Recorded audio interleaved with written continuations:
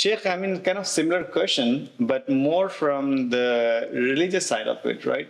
So in Islam, we always focus on spirituality, spiritual well-being.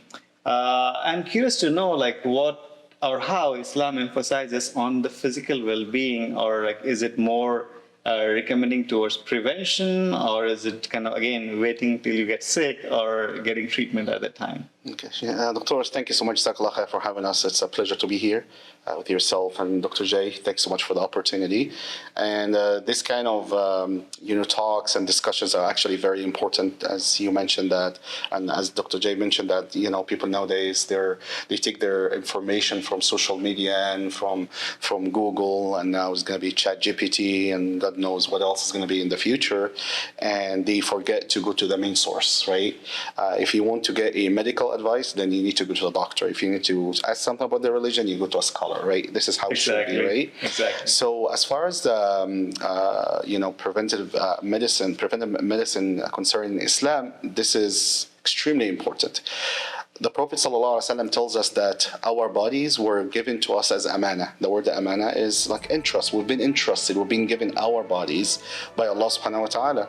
And then the Prophet ﷺ says, Inna li badanika alayka haqq. Your body has rights upon you, right? And so it's extremely important to take care of your body, because on the day of judgment, Allah subhanahu wa ta'ala will be asking you about this. Right? Did you take care of your health? Did you take care of your well-being? Did you check? Did you do all of these things? Did you do the right thing? Allah will be asking about this, because as I said, it's amana, and you will be asked about it, right? The Prophet ﷺ also tells us, أيها الناس إن الله لم يخلق داء إلا وخلق له دواء. Allah subhanahu wa ta'ala never sent down a disease unless with it there is a cure. SubhanAllah. That's why there is a very famous book in our Islamic history by Ibn al-Qayyim al-Jawziyya. It's actually a book that I currently teach in my community. It's called The Disease and the Cure. All right. Of course, he's talking about more of the spiritual aspect, but also Imam Ibn al-Qayyim al-Jawziyya, he has a book called Zad al-Ma'ad, and there is a big portion of it is called the prophetic medicine, in which he speaks about the preventive we call it the preventive medicine, on how to take care of yourself before even getting, in order for you not to get sick, right?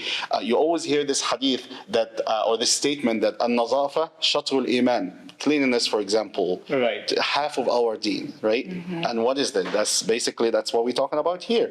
Take care of your hygiene, take care of yourself. It's part of your deen. Your salah is not acceptable unless you purify yourself, right? Exactly. And so when you take these measures, that's why, Doctor, during COVID, the first thing that Muslims are bragging about is the cleanliness, right? Exactly. Right? Oh, now you guys saying wash your hands how many times? 7, 10, as much as you can, and we already do that. It's already given for us, right? So to your point, it's extremely important. It's an amana. Allah will be asking about this. And to add to what Dr. Jay said, 100%. It will save us a lot of money if you can just go and check, regular checkup. Don't wait until you're sick and go to the doctor to hear that, like when we were talking before the program, not taking care, not going to check in with the doctor, to go and you hear like you're in stage 4 cancer or something, right, it becomes a problematic, right? Right. So to find out the problem at the initial stages versus waiting longer, I'm sure there is better outcomes in terms of life expectancy, in terms of the treatment options, right?